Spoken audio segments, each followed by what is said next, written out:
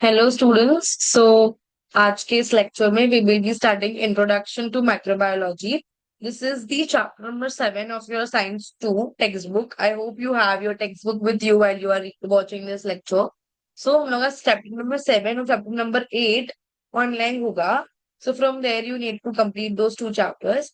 सो ये चैप्टर जो है I am teaching you with the help of a phone. मैं फोन से पीडीएफ देख रही हूँ एंड लैपटॉप से I am recording. So video की क्वालिटी थोड़ी ऊपर नीचे हो सकती है लेकिन स्टडी की क्वालिटी में कोई कॉम्प्रोमाइज नहीं आएगा।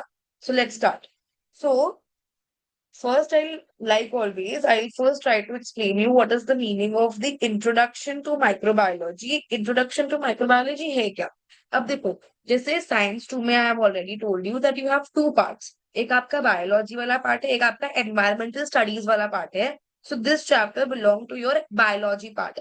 सो बायोलॉजी में भी क्या है ना, काफी ज्यादा टाइप के ब्रांचेस होते हैं।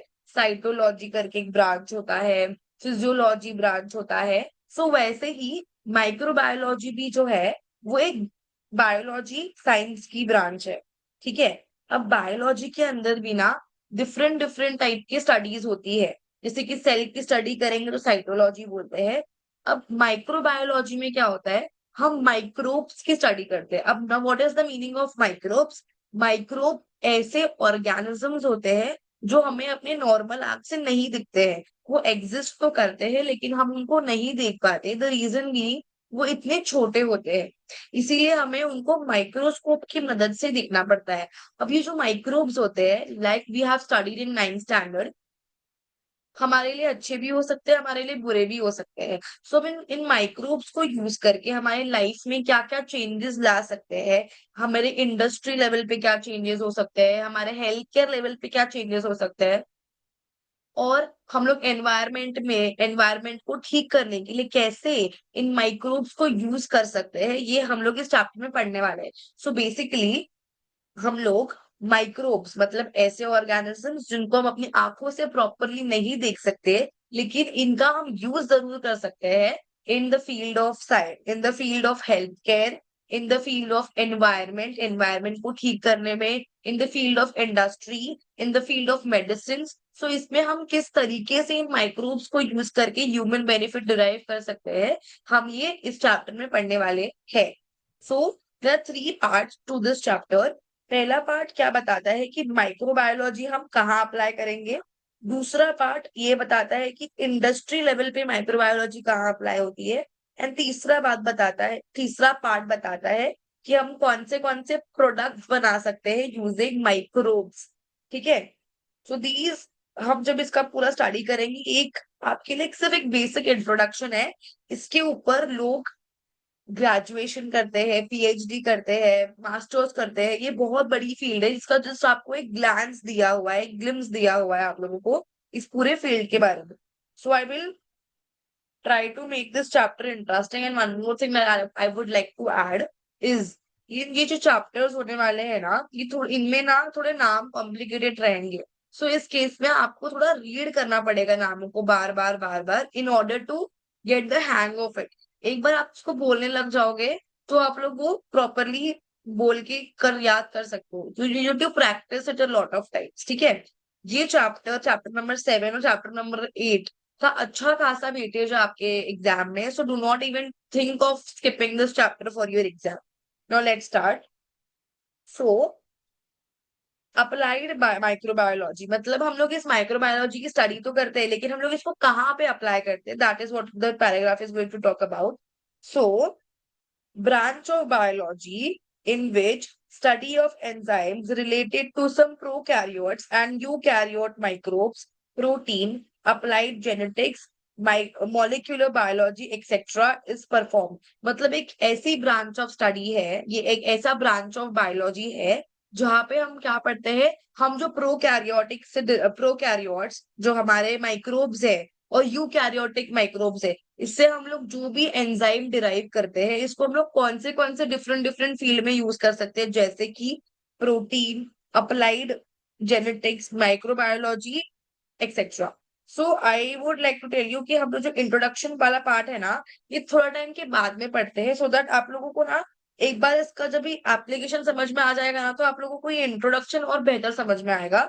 सो let's quickly move on to the products part, that is dairy products. अब डेयरी प्रोडक्ट्स में भी ना दैट, जैसे कि हम लोग अभी क्रीम चीज यूज करते हैं, हम लोग दही यूज करते हैं, हम लोग श्रीखंड यूज करते हैं, डिफरेंट डिफरेंट टाइप के हम लोग डेयरी प्रोडक्ट्स यूज करते हैं। सो ये डेयरी प्रोडक्ट्स के अंदर भी ना हम लोग माइक्रोब्स का यूज करके डेयरी प्रोडक्ट्स को फॉर्म्युलेट करते हैं। सो यहाँ पे भी माइक्रोब्स हमारे ह्यूमन बेनिफिट के लिए आ रहा है, इसलिए हम लोग यहाँ पे इनके बारे में पढ़ने वाले हैं कि इन डेयरी प्रोडक्ट्स में किस तरीके से हम लोग माइक्रोब्स को यूज करके हमारा ह्यूमन का बेनिफिट डिराइव कर रहे हैं। ठीक है।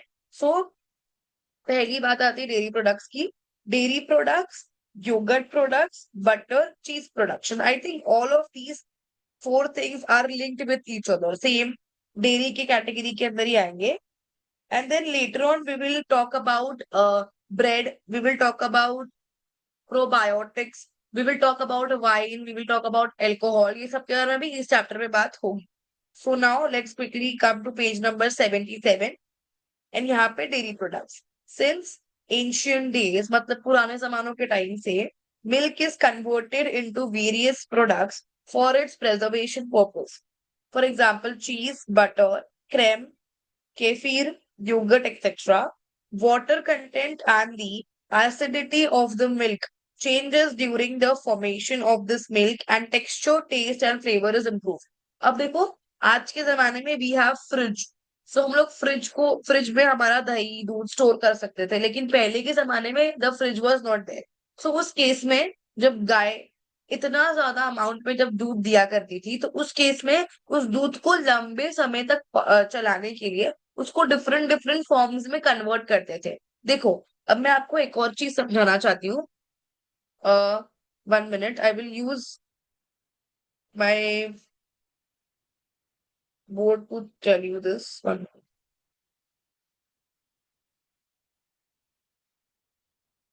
अब देखो, हमारा ना पीएच होता है, क्या होता है? पीएच। पीएच पे ना जो पीएच 0 होता है वो न्यूट्रल होता है, सॉरी नॉट 0, पीएच 7 जो होता है वो न्यूट्रल होता है। पीएच 7 के पहले सब क्या होता है? एसिडिक। क्या होता है? एसिडिक। और पीएच 1 मिनट, और पीएच 7 के आगे 14 तक क्या होता है? सब बेसिक। सो देखो, हर एक हर एक प्रोडक्ट का ना हम लोग पीएच निकालते हैं।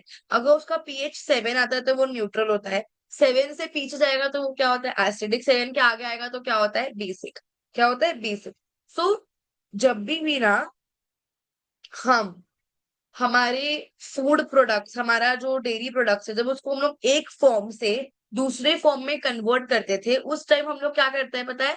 उसको ज्यादा एसिडिक बनाते हैं। अब एसिडिक बनाने का रीजन क्या है? देखो, अगर एनवायरमेंट एसिडिक होगा तो उस केस के अंदर बैक्टीरिया उसमें ग्रो नहीं कर सकता। देखो, I will repeat this whole process again. जब कभी भी हम लोग डेयरी प्रोडक्ट्स को दूसरे प्रोडक्ट्स में कन्वर्ट करते थे, उस केस में हम क्या करते हैं?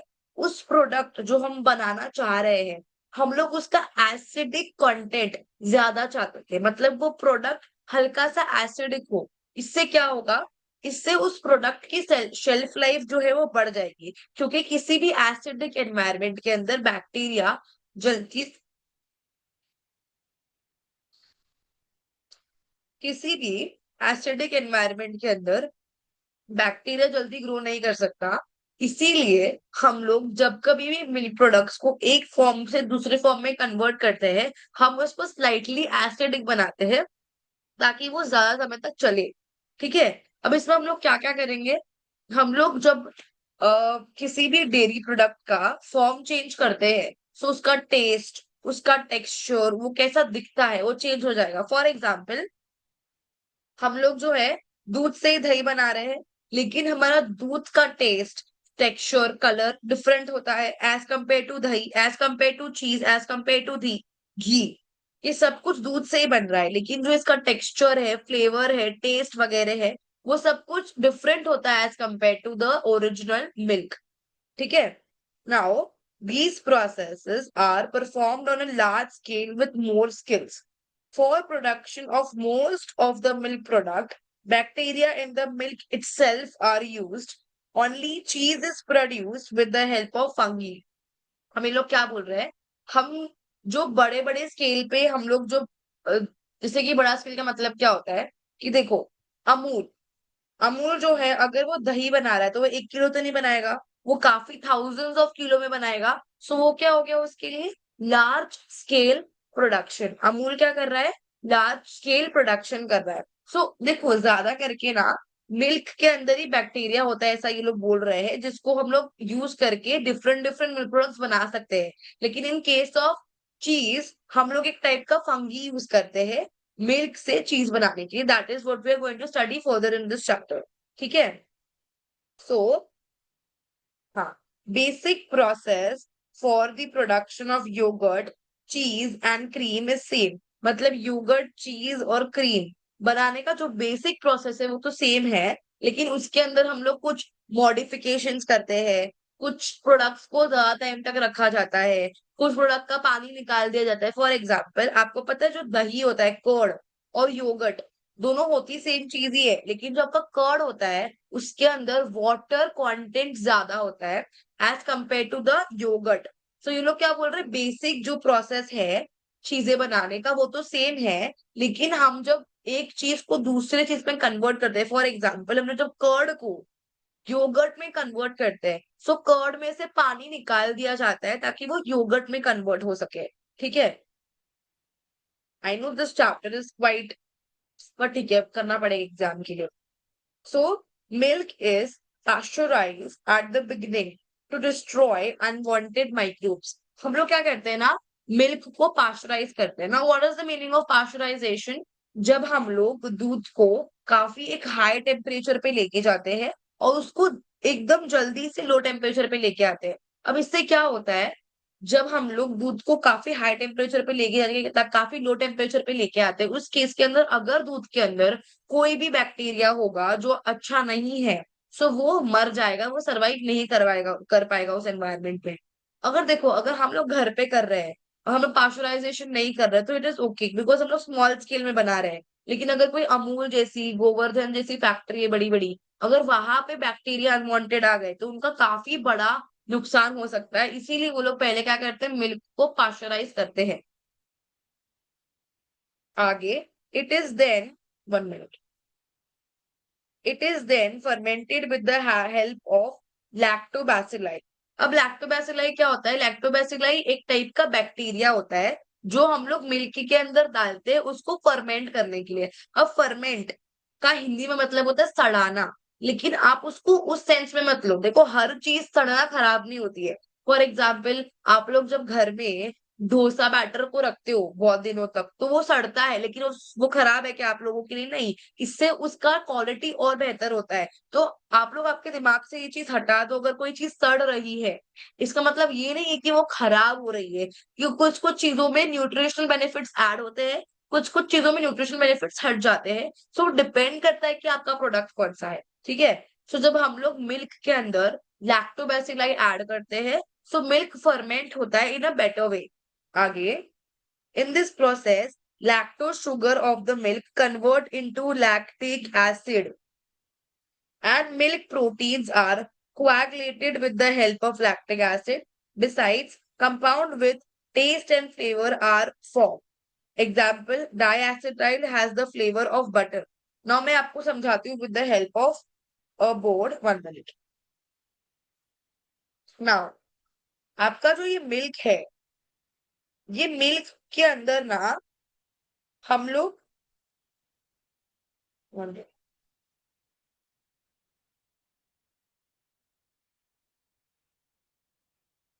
just give me 1 minute.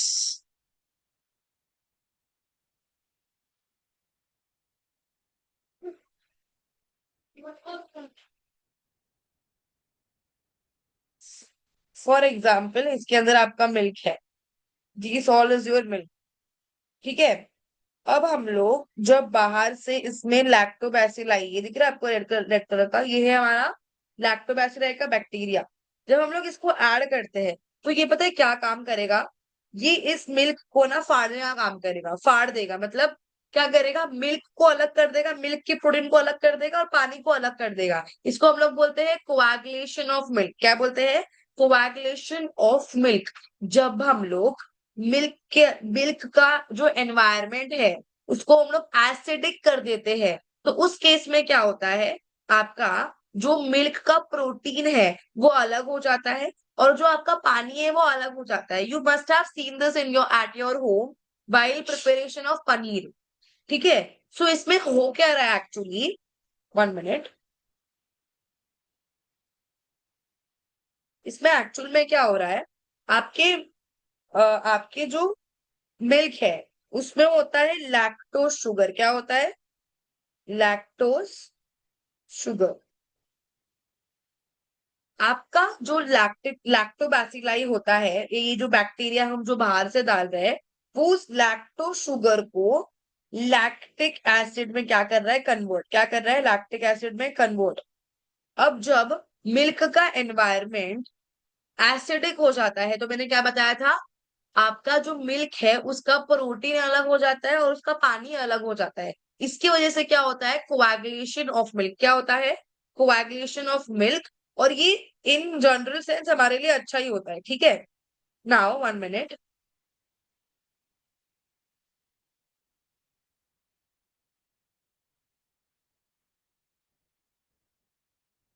Now let's come to, देखो इस पैराग्राफ में से ना आप लोगों के लिए क्वेश्चंस आना ना काफी डिफिकल्ट है, लाइक मतलब और सॉर्ट ऑफ यूजलेस पैराग्राफ जैसा समझ सकते हो आप लोग, लेकिन आप लोग के टेक्स्ट बुक के में होने की वजह से मैंने आप लोगों को सिखाया है।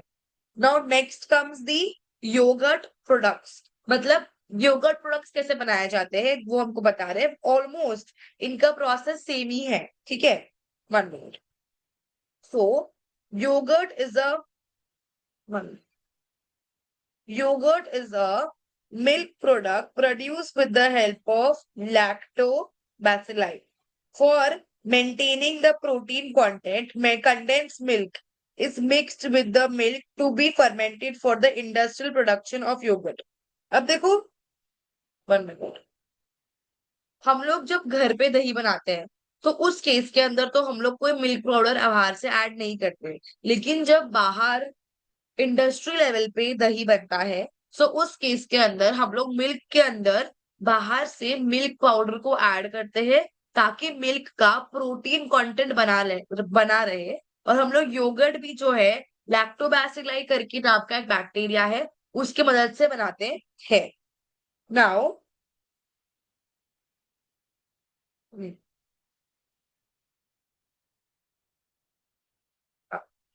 सो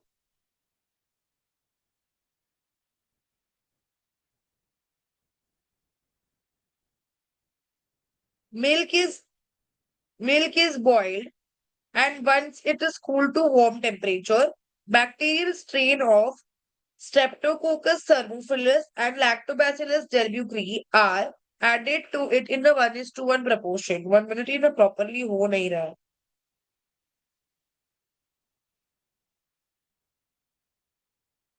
Lactic acid is formed due to Streptococcus that makes the protein to gel out and that gives dense consistency to the yogurt.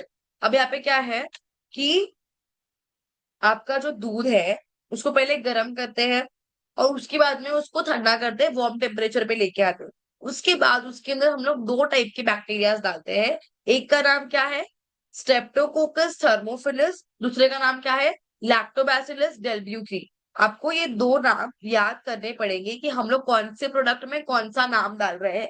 इसलिए आप लोग क्या करेंगे ना, आप लोग प्रोडक्ट का नाम लिखेंगे और उसके आगे कौन सा बैक्टीरिया यूज हो रहा है उसका आप लोग एक प्रॉपर चार्ट बना के ले लो। अगर आप लोग ऐसा कर लेते हो तो आप लोगों को एग्जाम के लास्ट डे रिवीजन में वो काफी काम आएगा।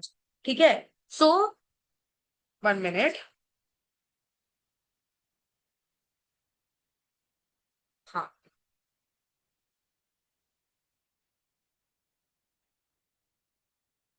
आपका जो लैक्टिक एसिड जो बनता है बिकॉज ऑफ द स्टेप्टोकोकस। अब देखो स्टेप्टोकोकस क्या है, स्टेप्टोकोकस थर्मोफिलिस। ये क्या करता है, प्रोटीन को जेल आउट करता है और दही को डेंस कंसिस्टेंसी देता है।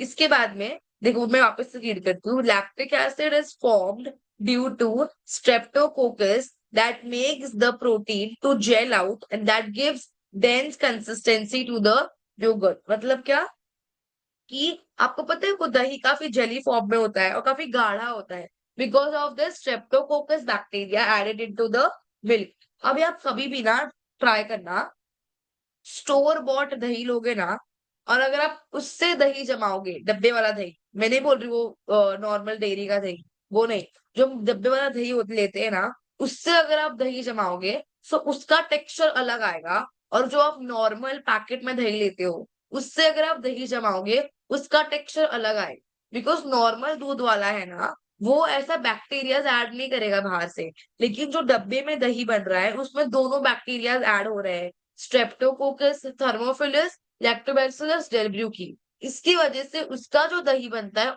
उसका कंसिस्टेंसी थोड़ा सा अलग हो जाता है। Now 1 minute. हाँ, acet acetaldehyde like compounds are formed due to lactobacilli that gives the characteristic taste of yogurt। अब आपका जो लैक्टोबैसिलस था, लैक्टोबैसिलस डेल्ब्यूकी, जो हमने बैक्टीरिया यूज किया है, वो एक केमिकल बनाता है जिसका नाम क्या है, एसिटा एल्डिहाइड। एसिटा एल्डिहाइड क्या करता है, उस योगर्ट को, दही को, वो फ्लेवर है जो कैरेक्टरिस्टिक अलग सा फ्लेवर है, वो किसकी वजह से आता है, लैक्टोबैसिलस डेल्ब्रूकी की वजह से आता है। बिकॉज लैक्टोबैसिलस डेल्ब्रूकी क्या करता है, एसिटाल्डिहाइड करके एक कंपाउंड है वो दही में बनाता है, जिसकी वजह से उसका एक अलग सा टेस्ट होता है, different from the milk. Nowadays, various fruit juices are mixed with the yogurt to impart different flavors. For example, strawberry yogurt, banana yogurt, etc. Shelf life of the yogurt and its probiotic properties can be improved by the pasteurization। जब हम लोग milk को पास्चुराइज करके use करते हैं, इस case में क्या होता है, हम बैक्टीरिया को किल कर दे रहे हैं और जिससे आपका प्रोडक्ट का शेल्फ लाइफ बढ़ जा रहा है। तो सेकेंडली, आज के जमाने में बहुत सारे फ्लेवर्ड योगर्ट्स भी आते हैं जो हम लोग खरीद सकते हैं, जैसे कि स्ट्रॉबेरी योगर्ट, ब्लूबेरी योगर्ट भी आता है आज के टाइम पे। तो that different different types of yoghurt that can be consumed by us. Now next, अब बटर के ऊपर ज्यादा डिस्कशन नहीं दिया है, हाउएवर चीज पे a good discussion has been given, so we will do that, ठीक है। So butter, there are two types of butter, cream butter and cultured. ठीक है, तो two types of butter like sweet cream and cultured are produced on the large scale. Microbes are used for the production of cultured variety. अब देखो, there are two types of butter, एक तो sweet sweet cream है और एक cultured है। Sweet cream को बनाने के लिए माइक्रोब्स नहीं लगते, लेकिन कल्चर्ड बटर को बनाने के लिए माइक्रोब्स लगते हैं। मूविंग फॉरवर्ड टू दी चीज production, 1 minute.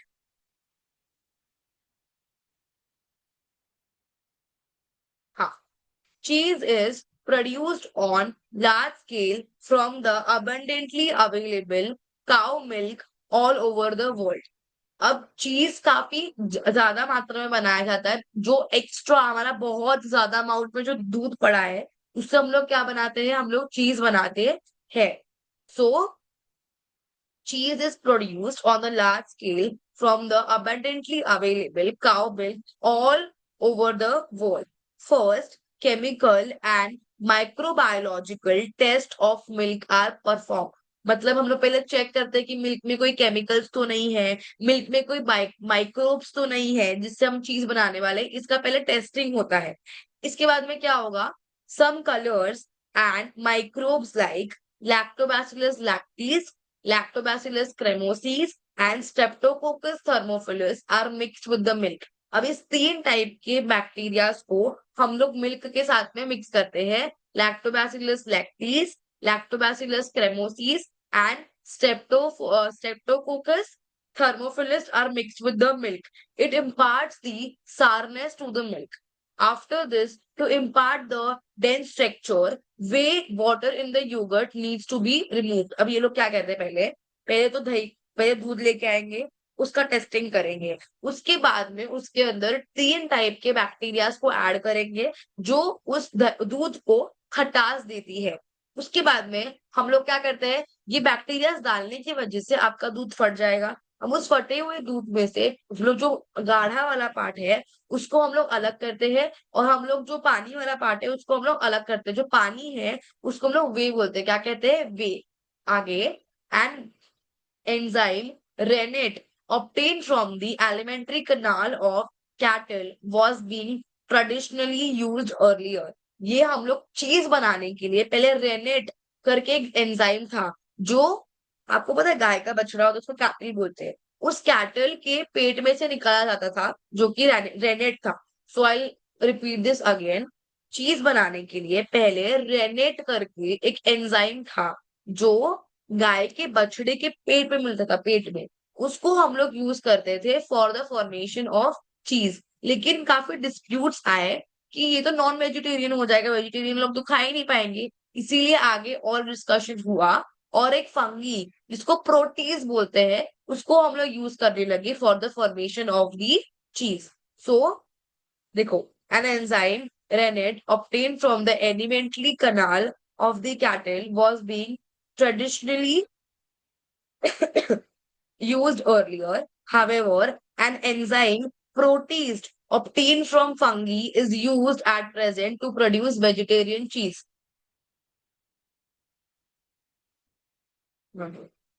To produce vegetarian cheese. So आज के जमाने में वेजिटेरियन चीज बनाने के लिए हम लोग क्या यूज करते हैं? प्रोटीज। लेकिन पहले रेनेट करके एक एंजाइम था, उसको यूज किया जाता था। और इस लाइन के ऊपर आपको एग्जाम में क्वेश्चन आ सकता है।